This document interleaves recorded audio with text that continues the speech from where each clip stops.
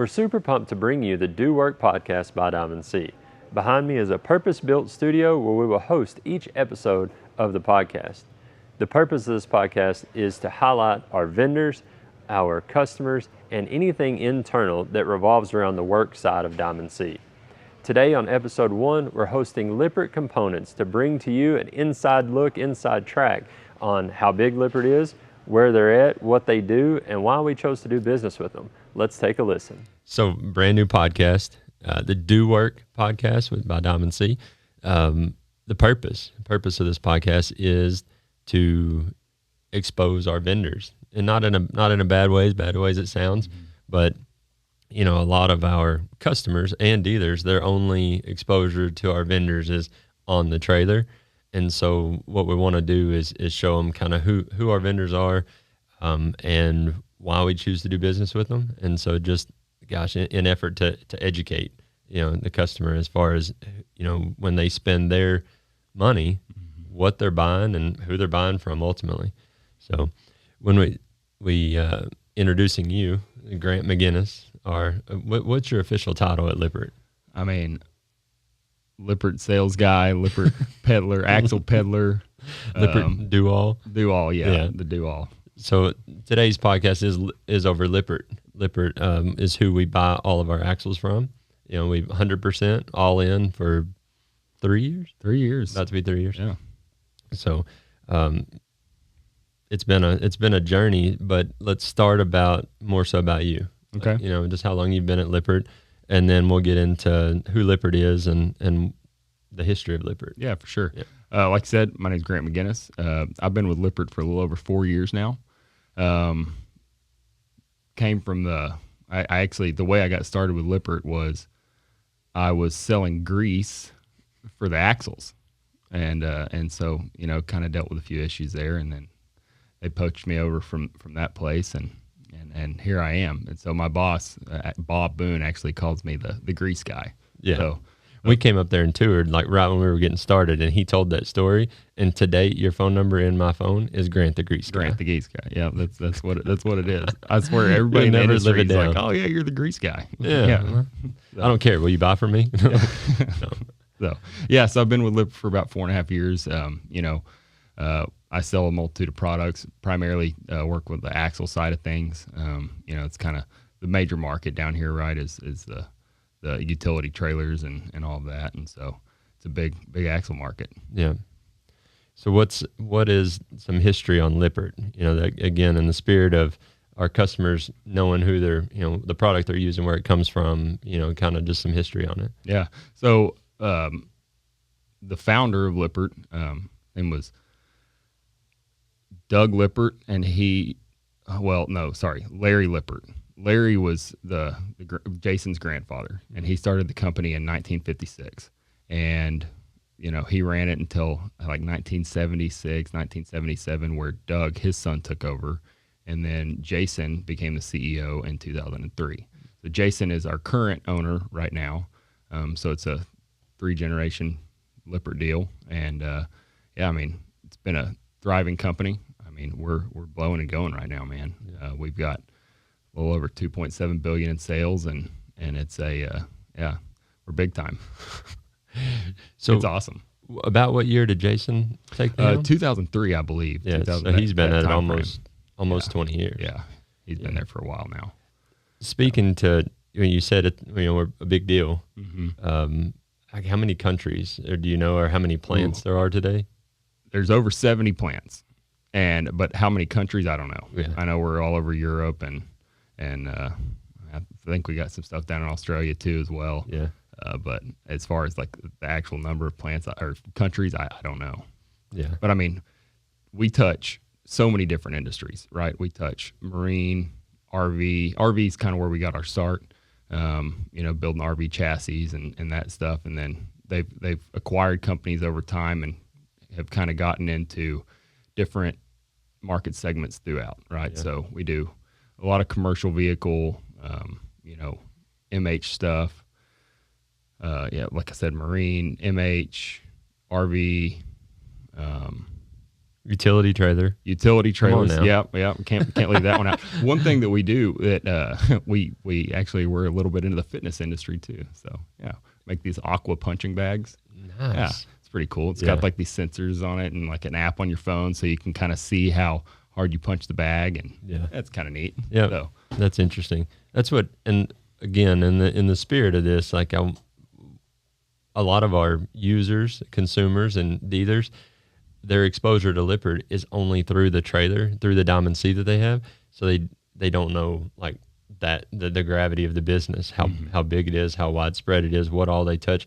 If they own a camper, there's a huge chance that there's a Lippert product on that camper. Right. You know, because y'all work with a lot of the major producers of campers and RVs, and so like Forest River, Keystone, I think is a big customer. Right.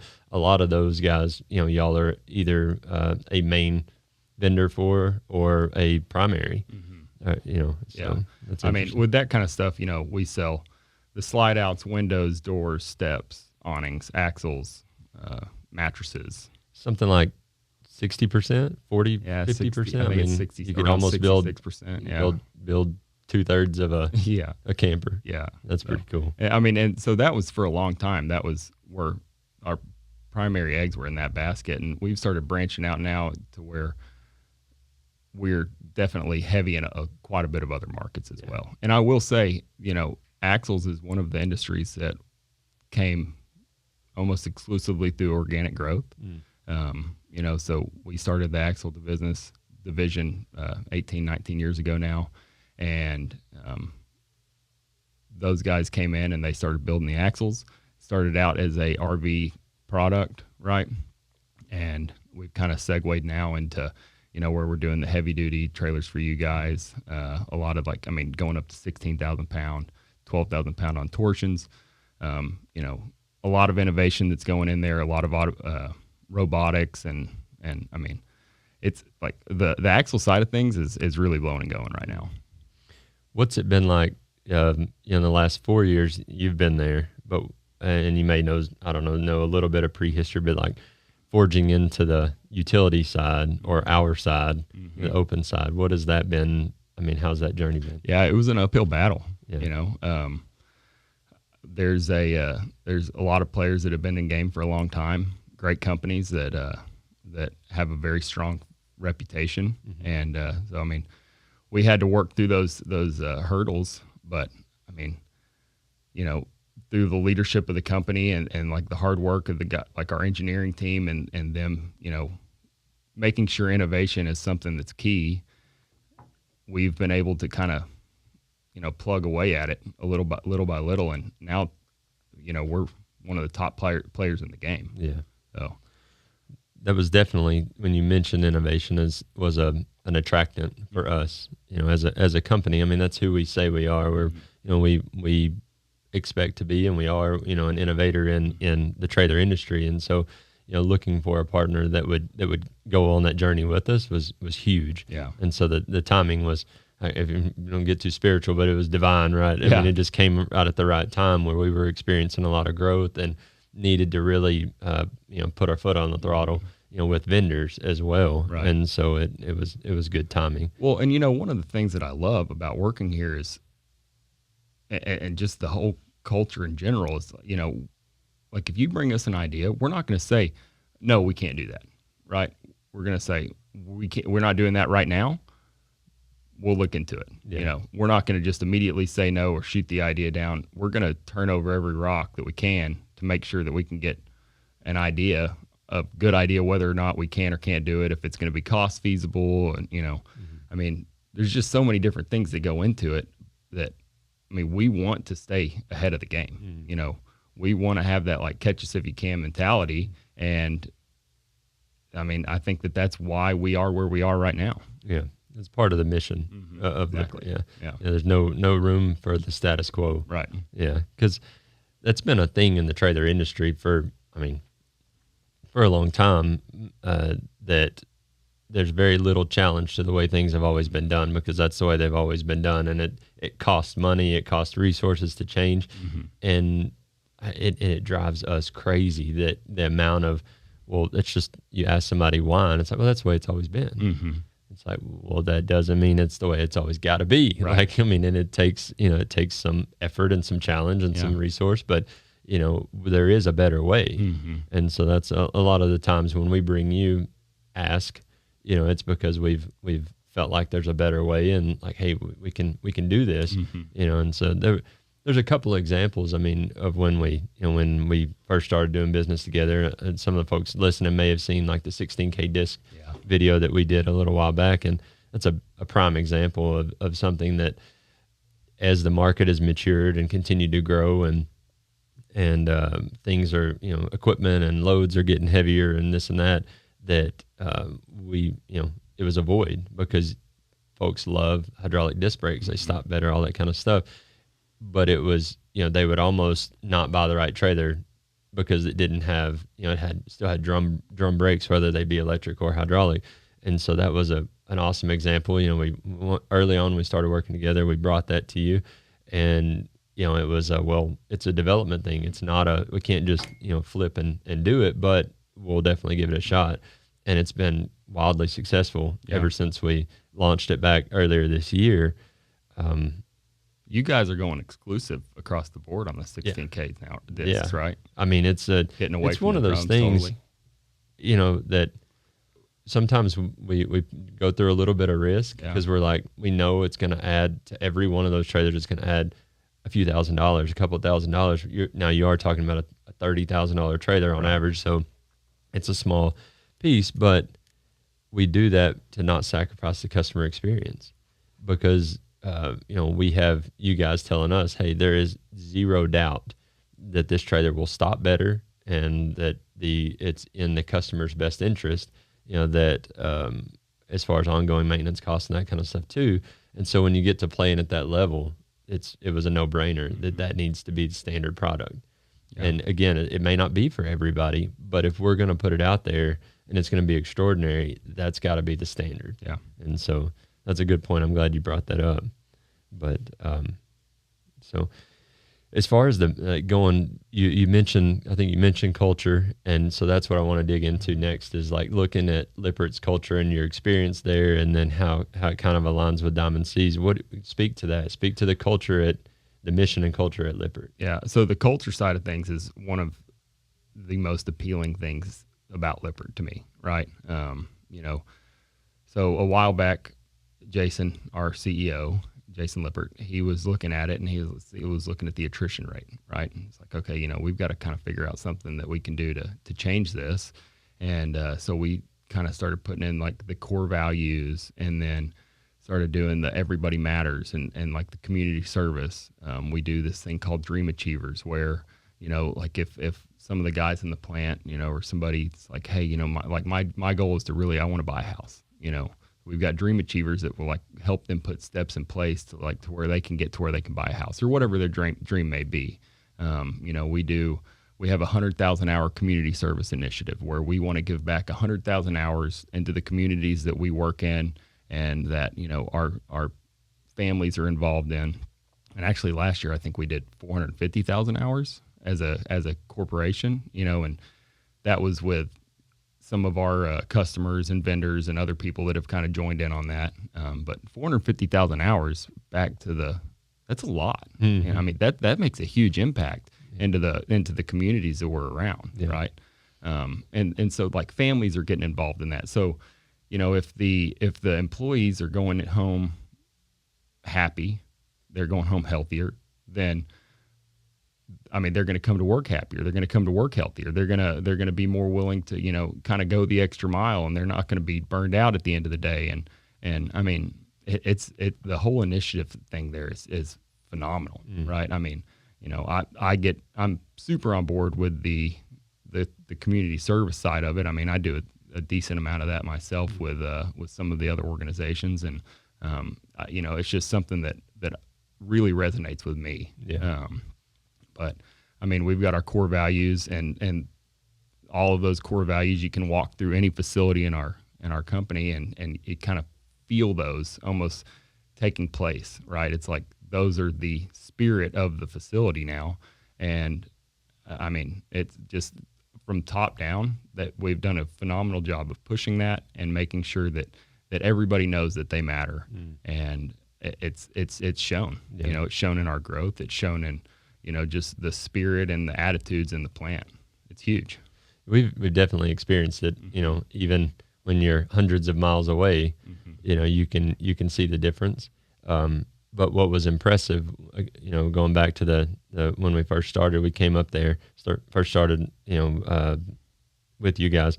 We came up there and toured, and we went to a couple of different plants, and it was obvious without y'all even speaking a word of it that when we went from plant to plant, it was the same feel, the same air. I guess it was strange. It is, because you walk in, and you're like, this isn't where I was, and I've been to 2 or 3 or 4, you know, of the plants out of the 70 plus, but from what I'm told, it's like the same pretty much every plant. It's got the same, whether it's in Texas or Indiana or Europe or, you know, it's wild, man. I mean, and you can go in some places, not Lippert specifically, but there's places that you go, you know, whether it be a restaurant or a store or something, you walk in and you just kind of feel like, oh, this place is like, the energy in there's just, it's kind of draining. Yeah.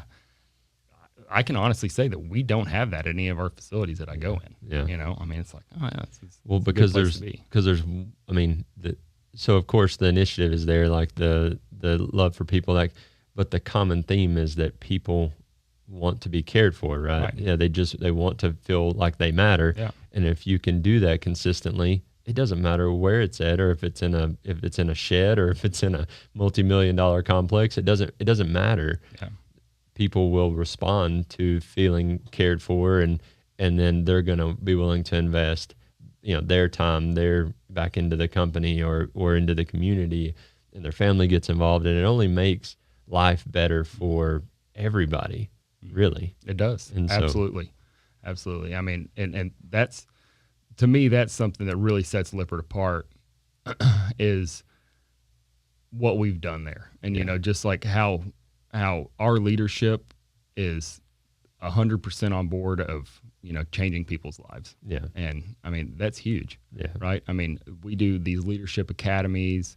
You know, we've got, like, each facility has its own leadership coach, to where we bring people, like, this coach comes in and, like, coaches everybody up. I mean, I have my own leadership coach, and that goes in and, like, works with you on how to become a better leader. Yeah. You know, so if they're making everybody a better leader in the facility, then I mean, it ends up being a whole organization that is intact and tuned and moving on the same path, right? Mm-hmm. So it's interesting, because I think a lot of it is it's not necessarily that you're a leader over people. I mean, leadership is having influence. So it doesn't really matter if it's not in the traditional sense of I've got 4 people who report to me and I'm a leader. Yeah. I mean, you have impact on people every day. Yeah. And then it's also influencing people outside of Lippert. If they can help you be better and a better influence, then you're going to carry it naturally into the community, into your church, into your home, everywhere. Yeah. Which is obviously impactful, because how many people work for Lippert? It's over 12,000. Yeah. I was creeping on Jason's LinkedIn, and on there it says 13,000. Yeah. And so I'm just like, I mean, what a opportunity, you know? And so, and a lot of our you know, I'm not going to say listeners don't care, but you know, at the same time, they're like, man, I just need my axles. I just need my axles fixed, you know. But the impact, I mean, that 13,000 indirectly, it could have an impact on that consumer. Absolutely. You know, depending on where they're at, whatever. And so that's 13,000, and then multiply that, right? Because if they've averaged 3 or 4 people in their family or whoever they're in contact with, I mean, my gosh, each one of those people touches other people. Yeah. And it's a spider web throughout the world. And so it's I think another one of y'all's thing is a business as a force for good is kind of a tagline. Yeah. And that's beautiful. I mean, it's a beautiful thing. And so and Diamond C, that's one of the reasons, you know, it's just is a great match, is because we aspire to do the same. You know, you have 13,000, we're at 615 today, which is, you know, it sounds small. It's still a big deal for us. Big deal. And so it's but we aspire to do the same. Is our trailers is our medium to get there, but we want to change lives is the main thing. I mean, but this place has the same feel, like you walk in and it's not a draining energy, right? I mean, you walk in and everybody's upbeat and like you can feel that the culture here is absolutely in the same place, in my opinion. Yeah. Well, we're just now getting outside of one campus, so we'll report back in a few months once we get some of these other ones up and going. Right. So, kind of the next little piece to get into, we get asked all the time. We spoke a little earlier about how y'all's entry into the utility market, the uphill battle there, and but we get asked all the time, why Lippert, and because there are some mainstream brands that have been, like you said, been around forever, and so when you boil it down, the differences in the axles is not huge. I mean, there are some subtle differences, some nuances, some good there, but we might do one thing this way, and they might do one thing this way, and there's little things like that. Yeah. But I guess that's where, again, there's my question is when what you would speak to the consumer, to the dealer, to say, hey, this is why Lippert. Yeah. I mean, that's a good question. And why Lippert? I think that I would say the kind of, one of the big selling points to Lippert is kind of what we just spoke on, was the culture, our mindset that we don't want to just say no, that, hey, yeah, look, we'll figure out a way to make this work. We're very innovative. We actually own a electronics company up in Michigan, and so we're trying to make everything kind of more mainstream and streamlined as far as the electronic side of things go. We have a ton of robotics that are involved. We are building a new facility in Waxahachie that's going to be a kind of the state-of-the-art axle facility. It's like, hey, look, this is how you build axles. We really want to make that a big target point for this area down here. And I mean, they're going to be doing everything there from there. I mean, they're going to build the whole gamut, right? 2K through 7K, 2K through 16K round pipe, and then 2K through 12K torsions. The culture, the innovation, our leadership team, our engineers, I would put them up against anybody.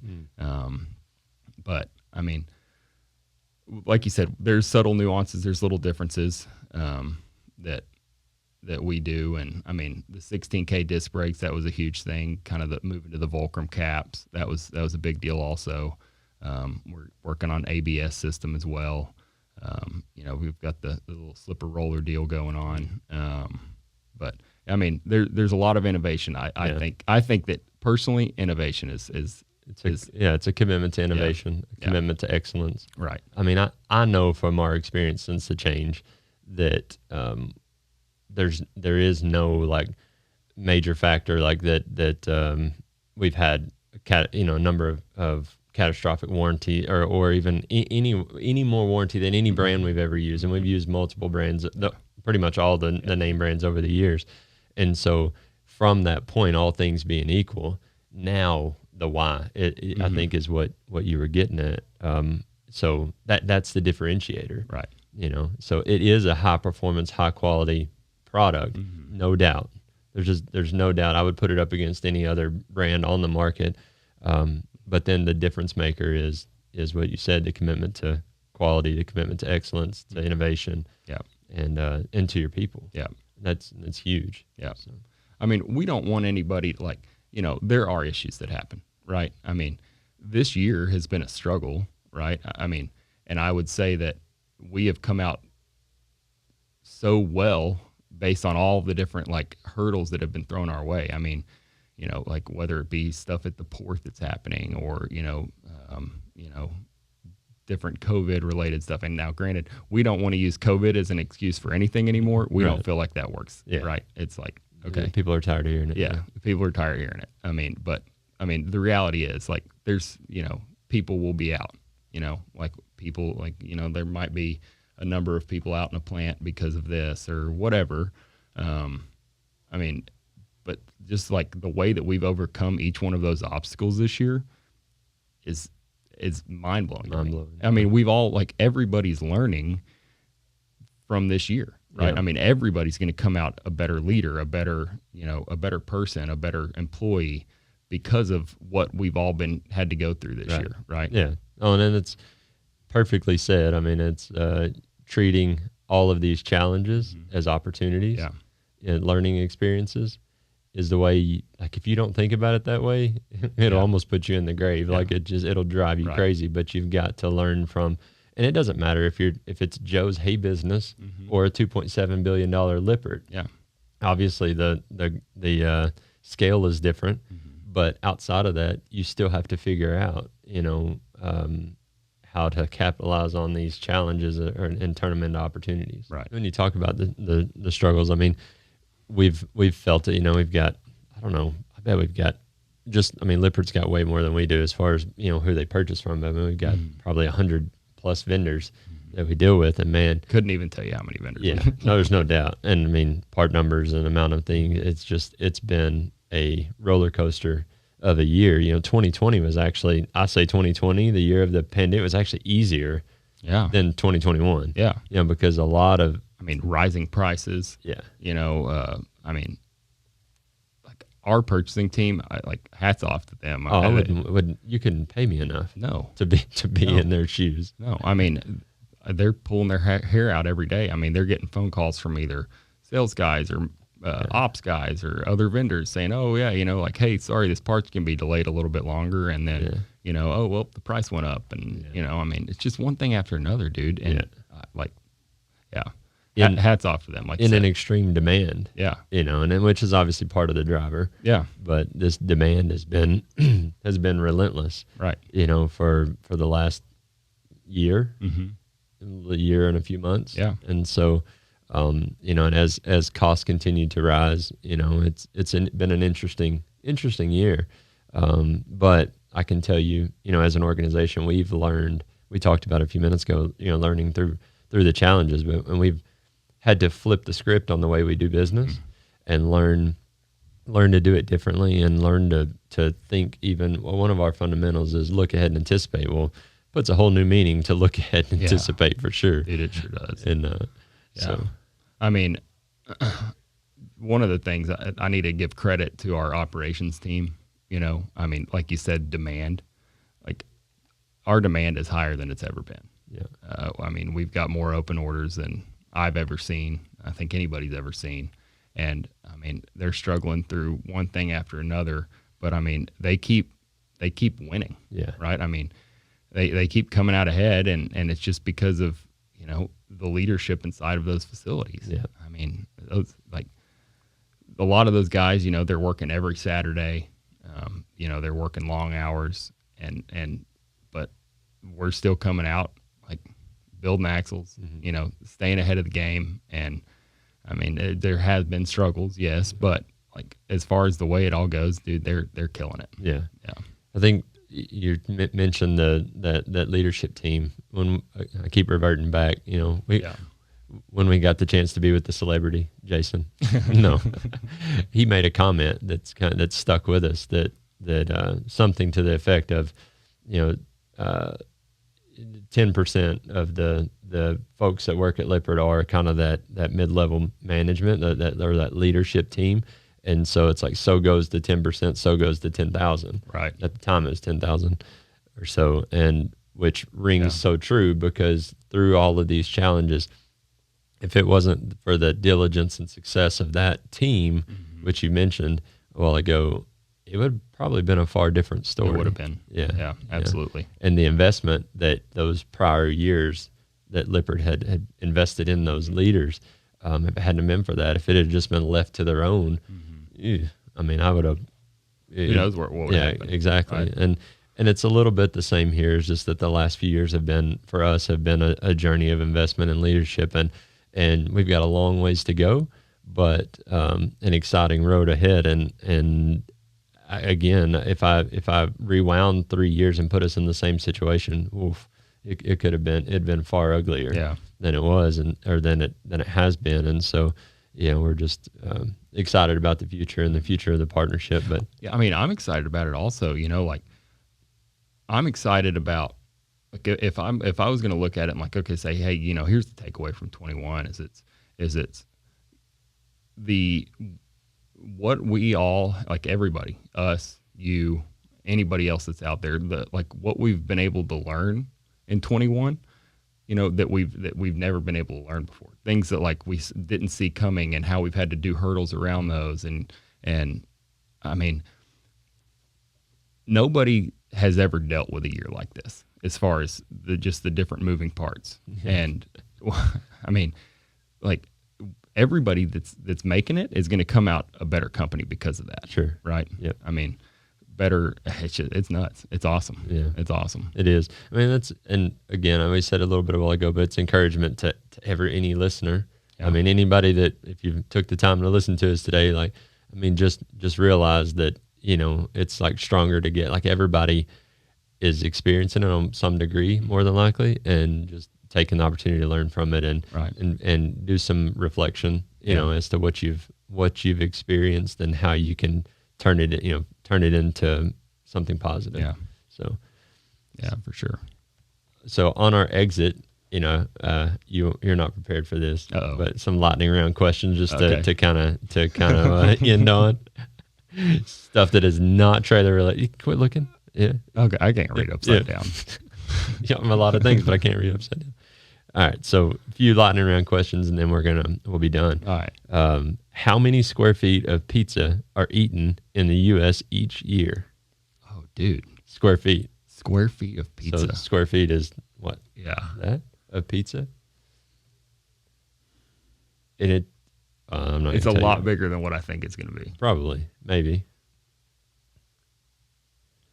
If I said 1 million, I feel like I'd be shooting low. Yeah. I'm going to tell you, it's a whole lot closer to Lippert's revenue number. No kidding. 2.7 billion. 2.4 billion square feet of pizza consumed in the U.S. each year. Wow, what a cool little fact. Right? I mean, I read that and I'm like, that's a whole lot of pizza. I mean, Which I want to be like, is that thin crust, thick crust? Yeah. Like, how do we split this up? Hey, I know that I have a good contribution to that number. Right. And I'm thinking, how many square feet did I consume of that? Am I like in the 15 like for the year or whatever, because we're part of that statistic if you eat pizza. Yeah. So, all right. Next, if you could compare yourself to any animal, what would it be? Ooh, I think I'm a baby black bear. A baby black bear. You're going to have to give some definition. Okay, yeah. So I'm cute and cuddly. Okay. And I'm fun, playful, all that stuff. Nice. Yeah. I've thought about that before. Yeah. Yeah. That's what I told my wife whenever we first met. I was like, I'm like a baby black bear. That's why she fell in love. Well, I was thinking a while ago when you said that I was going to ask, but I was going to ask her and see if she agreed.